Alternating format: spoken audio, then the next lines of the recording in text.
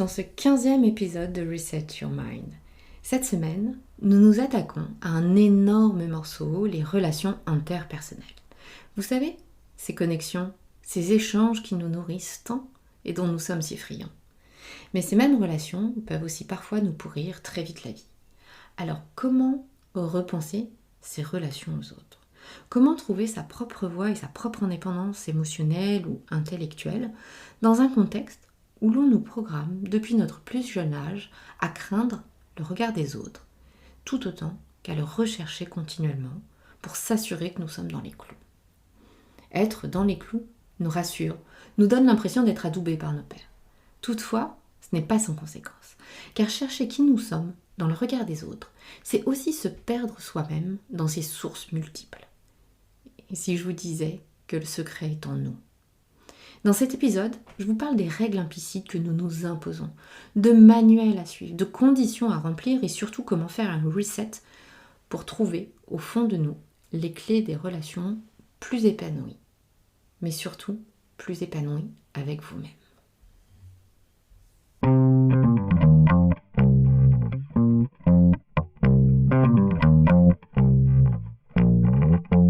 Pour celles et ceux qui découvrent Reset Your Mind, soyez les bienvenus. Ici, nous abordons le leadership personnel et professionnel ou comment réconcilier ces deux aspects du leadership. Car le premier usage du leadership que l'on exerce est celui que l'on emploie dans son cadre personnel. Et oui, comment mettre au service de l'un les forces de l'autre et continuer d'évoluer, de s'enrichir, de dépasser nos points faibles, nos croyances limitantes, au-delà de ce que nous imaginons possible. Comment se mettre à notre propre service pour retrouver alignement et sens à notre quotidien.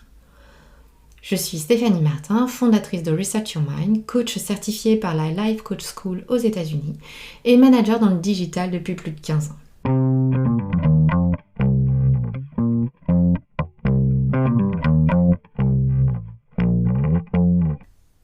Les relations interpersonnelles.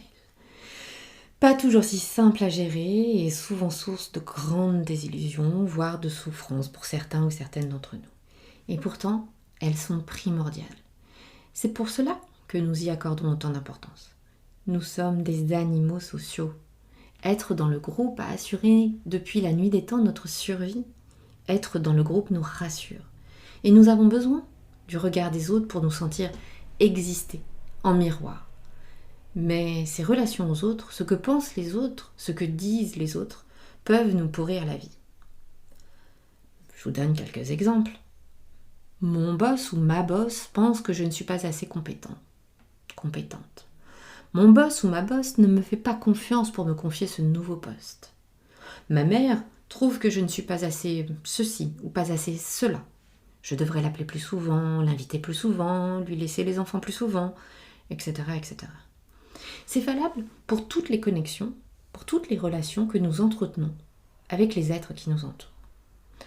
Toutefois, j'ai appris plusieurs choses au fil des années, à travers mon expérience personnelle, mes mentors ou mes coachs. La relation aux autres dépend de nous, et principalement de ce que nous pensons de ces relations, de ce que nous pensons, nous, de la personne que nous avons en face de nous, de son comportement ou de ses propos. Les relations avec un collègue casse-pied ou avec un boss que nous qualifions de toxique ne sont toxiques que parce que nous les laissons devenir toxiques pour nous. Je sais, plus facile de dire que nous sommes entourés de personnes toxiques et que cela nous bouffe la vie lorsque nous sommes dans cette interaction. Après tout, c'est de leur faute à eux. Et nous sommes victimes de cette situation. Ils exagèrent, vraiment. Ils nous manipulent, ils sont injustes, ils ne reconnaissent pas notre valeur, etc., etc. C'est là le principal problème de cette relation. C'est que nous pensons ne pas avoir le choix.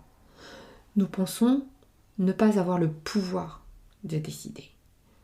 Nous pensons ne pas pouvoir gérer les impacts si nous manifestons notre désaccord ou si nous refusons.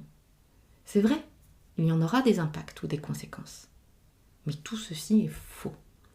Laissez-moi vous expliquer pourquoi. Je sais que dit ainsi, à brûle-pourpoint, ça peut un peu vous heurter. Nos relations dépendent de nos pensées, c'est-à-dire de notre interprétation des actes, des paroles ou des informations que nous recevons de nos interlocuteurs. Nos relations dépendent des pensées que nous entretenons sur ces personnes en face de nous. Et il en est de même pour eux. Cette personne en face de nous a ses propres interprétations, sa propre grille de lecture, qui tout comme nous traverse ce filtre d'interprétation. Un filtre empreint de vécu, du passé, des valeurs, de ce que nous imaginons être le comportement ou le propos adéquat dans telle situation, à tel poste ou dans tel rôle. Nous avons tous une définition interne, personnelle, de ce que doit dire ou faire une mère pour remplir son rôle. Que vous soyez mère ou non d'ailleurs, ou père ou non. De même pour un patron d'entreprise, un médecin, un parent. Ces définitions que nous avons construites au fil des ans, sont les conditions d'évaluation de notre propre comportement et de celui de ceux qui nous entourent. C'est pour cela d'ailleurs qu'il est souvent plus facile, plus agréable d'être en relation avec des personnes qui nous ressemblent. Celles qui ont des valeurs similaires aux nôtres, un vécu similaire ou tout simplement des mécanismes de lecture, d'interprétation comparables. Parce que l'on se comprend à demi-mot et on se sent ainsi rassuré, entendu.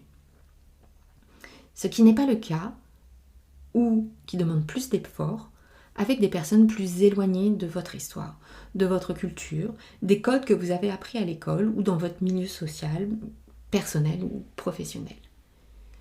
Il est intéressant ici de creuser cette partie, car plus il y a d'interlocuteurs au sein d'une même organisation, au sein d'un même écosystème, et plus il y a de grilles de lecture, d'interprétations différentes.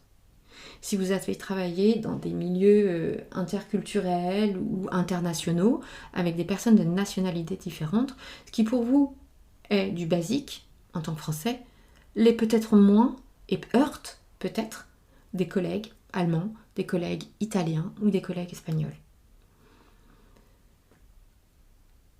Nous n'avons pas tous le même vécu. Nous ne venons pas tous du même milieu social. Nous ne venons pas tous de la même zone géographique, de la même culture, ni des mêmes écoles. Et nous ne vivons pas tous la même histoire. Donc, nous avons des codes, des grilles de lecture qui sont différentes. Alors, pourquoi laissons-nous ces fameuses pensées, cette fameuse grille de lecture, d'interprétation, interférer dans notre relation réelle à l'autre ? Lorsqu'on y réfléchit bien, c'est accorder plus d'importance aux autres qu'à soi-même. La première réponse qui me vient, c'est l'importance que nous allons au regard des autres. Nous sommes perpétuellement à la recherche de l'approbation des autres. Nous n'y pouvons rien, nous sommes câblés ainsi, et depuis la plus tendre enfance, on nous encourage à suivre ces guidelines. Donc, ne vous flagellez pas, c'est malheureusement un biais de notre culture d'aujourd'hui. Et donc, ça nous amène à essayer d'interpréter chaque parole, chaque geste, chaque acte, pour trouver cette approbation, et nous basculons pour beaucoup dans la surinterprétation. Ne remarquons même pas ici que nous nous éloignons de notre propre échelle de valeur, et donc de nous-mêmes. Pourquoi, me direz-vous ? Eh bien, parce que l'on a besoin de l'autre pour exister. Les autres agissent comme un miroir pour nous accorder cette fameuse valeur que nous sommes pour beaucoup incapables de nous accorder seuls. Si ce projet ou ce livrable est réalisé dans les temps, alors cela confirmera que je suis compétent, compétente. Et alors, si je suis compétent ou compétente, mon boss sera satisfait.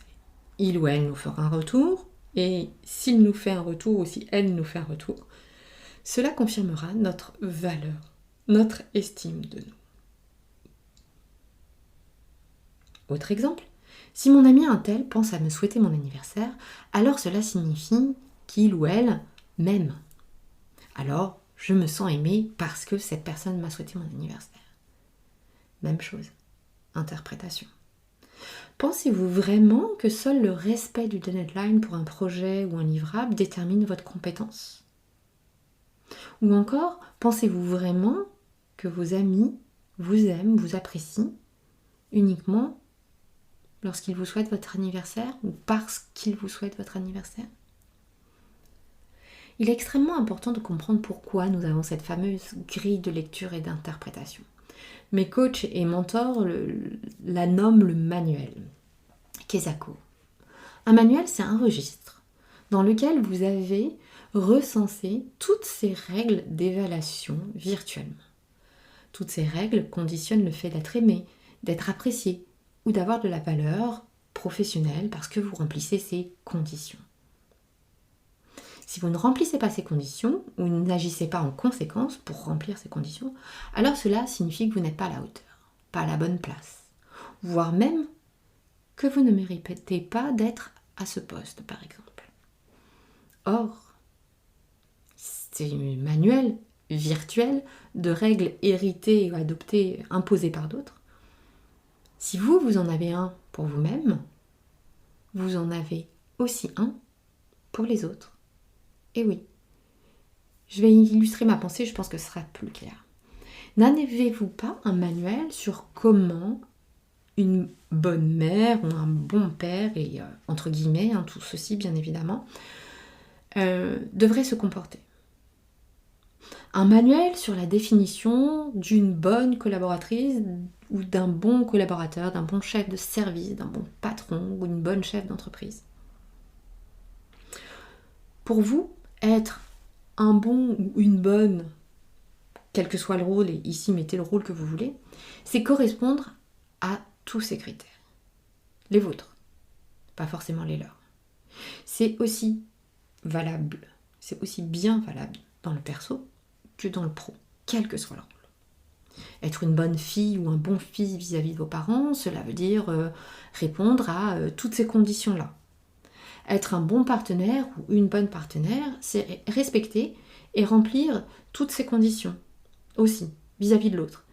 Et que l'autre doit remplir en retour ces mêmes conditions pour être un bon partenaire ou un bon boss ou un bon collaborateur ou une bonne collaboratrice. Le manuel, nous en avons un pour nous et un pour les autres, pour chaque rôle. Le problème du manuel, au-delà de surcodifier les relations venant souvent briser la simplicité ou de pouvoir découvrir réellement la personne derrière le rôle, c'est qu'il génère énormément d'attentes, de conditions vis-à-vis de vous-même. Mais aussi sur la manière dont les autres devraient se comporter vis-à-vis de vous. Et cela mène au jugement. Si vous ne respectez pas ce manuel pour vous-même, ou si les autres ne le respectent pas, cela signifie qu'ils ne vous respectent pas, qu'ils ne vous aiment pas, ou qu'ils ne vous apprécient pas à votre juste valeur. Ou encore, potentiellement, que vous n'êtes pas à la hauteur de votre rôle, X ou Y, quel qu'il soit. Or, ces règles virtuelles, elles sont dans notre tête à nous. Les avez-vous jamais partagées avec d'autres? D'autres ne vous ont-ils jamais partagé leurs propres règles, leurs propres attentes? En subissant ces manuels croisés, vous créez un espace d'attente mutuelle, non explicite. Elles ne seront jamais pleinement satisfaites, puisqu'elles n'ont jamais été partagées réellement et concrètement avec votre interlocuteur ou votre interlocutrice en face de vous. Alors pourquoi agissons-nous comme cela et pourquoi apprécions-nous ce mode de fonctionnement? Tout simplement parce qu'il nous rassure. Nous avons été éduqués depuis notre plus tendre enfance dans ce schéma-là et ne pas avoir l'approbation de l'entourage, de nos interlocuteurs, met notre cerveau en stress. Rappelez-vous, pour le cerveau reptilien, ne pas avoir l'approbation du groupe, cela peut potentiellement signifier exclusion du groupe. Et qui dit exclusion signifie la mort. Notre cerveau fonctionne comme ça. Notre cerveau reptilien, lui, est ancré depuis la nuit des temps avec un seul et unique objectif, nous assurer de survivre. Nous assurer de survie, ça passe par être intégré dans le groupe, par être sécurisé et par être adoubé dans le groupe. Ajoutez à cela l'entraînement subi depuis des années, soit au travers de notre famille, au travers de notre cursus scolaire ou du milieu professionnel dans lequel nous évoluons, et je vous laisse imaginer à quel point c'est beaucoup plus facile pour lui de se mettre dans ce mode stress, dans ce mode panique, au moindre signe de non-approbation. Quand bien même cela lui soit néfaste, ça, il ne s'en rend pas forcément compte. La plupart du temps, suivre le manuel, c'est suivre celui de notre société, de notre écosystème, du pays dans lequel nous vivons, de vos proches et des personnes que vous côtoyez au quotidien. En suivant les règles, nous attendons, nous espérons ainsi être valables et reconnus. Et si nous suivons une règle qui n'a pas de sens ou qui est injuste, après tout, nous suivons les règles, nous ne sommes pas pleinement responsables. C'est là où les relations deviennent toxiques, parce que nous nous positionnons en victime. Et nous oublions la plupart du temps que nous pouvons décider de suivre ou pas ces règles implicites, malgré la peur que cela représente. Je ne vous parle pas de ne pas suivre les lois, bien évidemment. Si vous grillez un feu rouge ou faites un excès de vitesse, vous vous ferez certainement arrêter et vous aurez une amende. Je vous parle de toutes ces règles implicites que nous nous imposons et qui ne sont pas forcément si vraies que cela. Autre aspect à ne pas négliger, lorsque nous suivons les règles, au-delà de cette impuissance apprise, il y a très vite ce petit aspect de jalousie, d'envie, de jugement qui pointe le bout de son nez. Et oui, si nous suivons les règles, pourquoi tous les autres ne les suivent-ils pas, eux aussi ? Pourquoi ferions-nous l'effort, nous, de suivre ces règles, et pas eux ? Si vous avez des enfants, je suis sûre que vous avez régulièrement des débats à la maison de pourquoi lui ou elle a-t-elle le droit de faire ceci et pas moi ? Prenez quelques minutes. Réfléchissez-y un instant. Qu'est-ce que cela vous amène ? Lorsqu'un collègue ne suit pas toutes les étapes que vous suivez et qu'il obtient tout de même une promotion. Lorsqu'une personne dans une file d'attente, dans le métro, un magasin ou un concert, ne suit pas la file et passe devant vous. Pas très confortable, hein ? Un petit mélange d'envie, de colère, puis très vite rattrapé par un peu de culpabilité, non ? Et certainement d'autres choses. Voici pourquoi il me semble si important de repenser ses relations aux autres. Le schéma de pensée actuel n'est pas vrai dans le sens valable, véritable. Ce n'est pas la vérité seule et unique qui soit. Alors c'est bien beau, mais comment faire un reset sur ce que l'on a toujours pris pour acquis dans nos relations aux autres ? La première chose à prendre en considération pour moi, c'est la relation que vous entretenez avec vous-même. C'est celle dont il faut prendre le plus grand soin. Prenez soin de vous, d'abord et avant tout. Aimez-vous tel que vous êtes, avec vos qualités, vos défauts, vos petits complexes, vos éclairs de brillance, votre intelligence émotionnelle, factuelle, vraiment. Et surtout, si vous n'avez pas envie de faire quelque chose, ne faites pas. Si vous sentez que cela vous gêne, qu'il y a quelque chose dans votre corps qui est malaisant, que vous n'êtes pas à l'aise, ne le faites pas. Ne dites pas oui lorsque vous avez juste envie de dire non.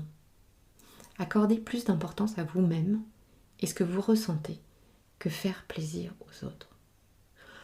Je sais, vous allez tout me dire, oui, mais sacrément égoïste. Non, ce n'est pas être égoïste, c'est ne pas s'épuiser, c'est ne pas se perdre en route. Pourquoi croyez-vous que dans notre culture actuelle, dans notre société actuelle, en tout cas sur la France, et même au niveau européen, nous soyons les champions du monde du burn-out ? Il est extrêmement important de repenser cette relation à nous-mêmes et de craquer cette impuissance apprise, de subir et de juste ne pas avoir la possibilité de dire oui ou non. Et puis, comment saurez-vous qui vous êtes réellement, ce qui a de l'importance pour vous, si vous faites les choses uniquement pour satisfaire les autres, qui ont, je vous le rappelle, tous des grilles de lecture différentes ? Nous allons toucher ici le deuxième levier pour repenser ses relations aux autres, les frontières. Alors qu'est-ce qu'une frontière ? Une frontière ou une limite, c'est une règle qui vous préserve d'un comportement, de propos qui vous affectent. Il n'est pas ici question de chercher à changer le comportement de l'autre ou des autres. Ce serait de la manipulation. Et puis, fort peu réaliste ou probable. Il s'agit ici uniquement de le prévenir que son comportement, ses paroles sont inappropriées pour vous. Et que s'il continue dans ce sens-là, vous allez, de votre côté, prendre une action qui vous concerne directement. Je vous donne un exemple, ce sera plus clair, je pense. Si tu fumes dans la voiture, je sors de la voiture. Basique, n'est-ce pas ? Tu peux fumer si tu le souhaites, j'ai pas de souci. Mais je me véhiculerai autrement. Vous décidez d'agir pour et par vous-même sans être dépendant d'un changement hypothétique de la personne en face de vous.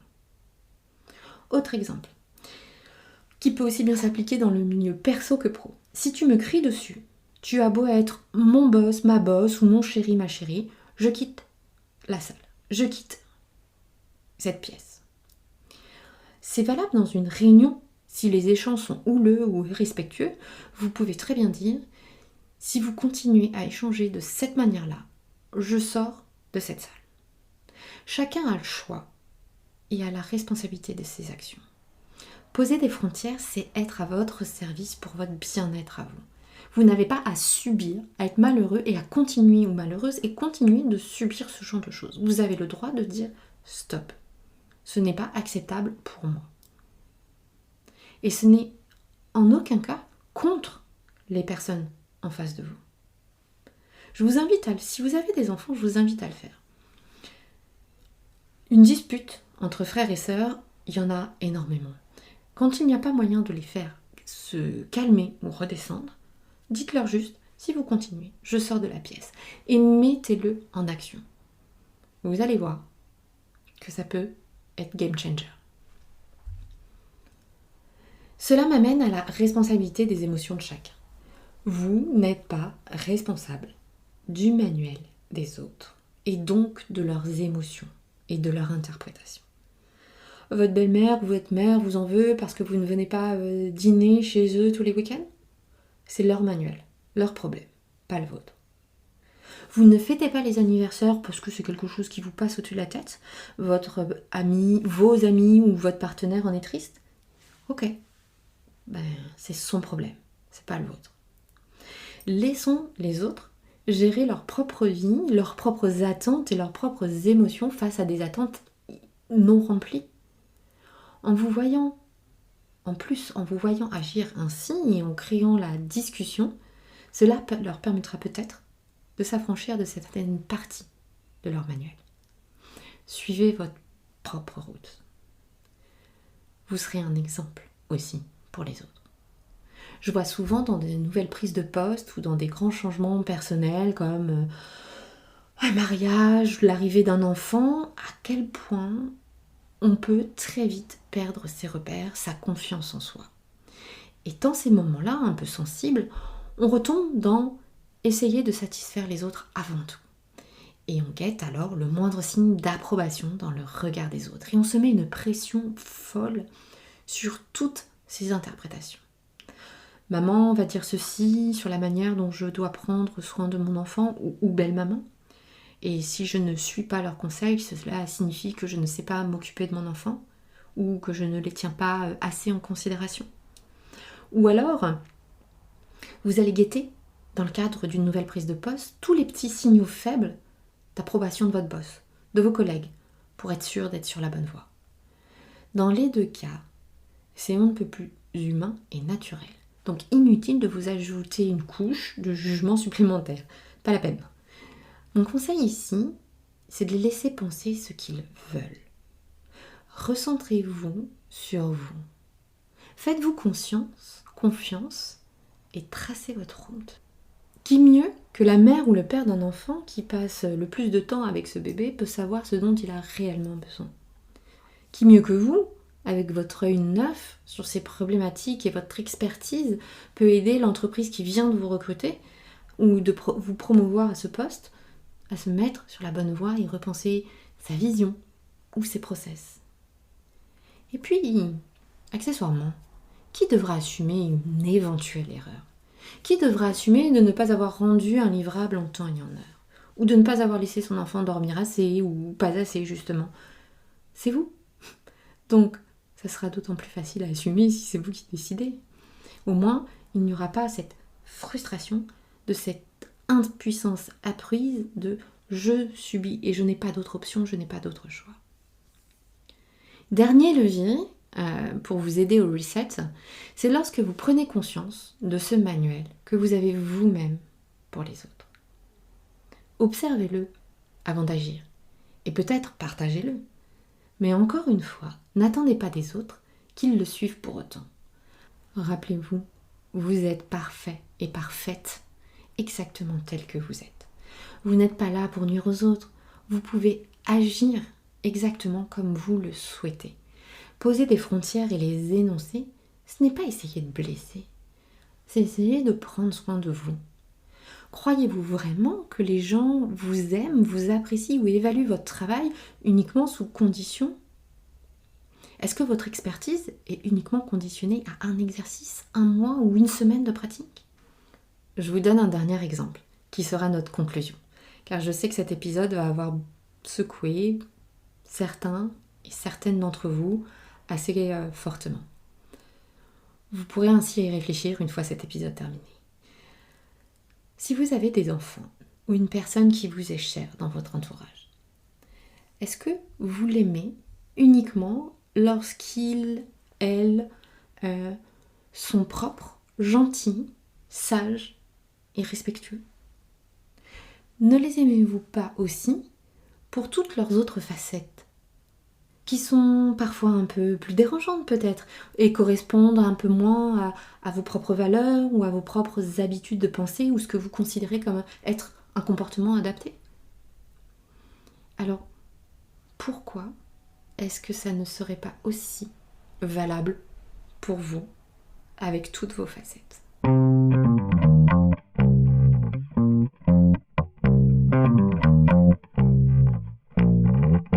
J'attends vos commentaires avec impatience. Vous pouvez les poster directement sur les plateformes Spotify, Apple Podcast ou encore sur Instagram by-reset-your mind où vous pourrez me contacter directement et échanger avec moi. Si vous souhaitez que je vous accompagne, vous pouvez me contacter à contact@resetyourmind.fr ou prendre rendez-vous directement dans le lien en épisode. Vous pouvez aussi tout simplement me contacter pour qu'on puisse échanger et que vous puissiez découvrir le coaching. Si ce podcast vous plaît, prenez 5 minutes pour le noter ou le commenter. Vos avis et votre soutien me sont très importants.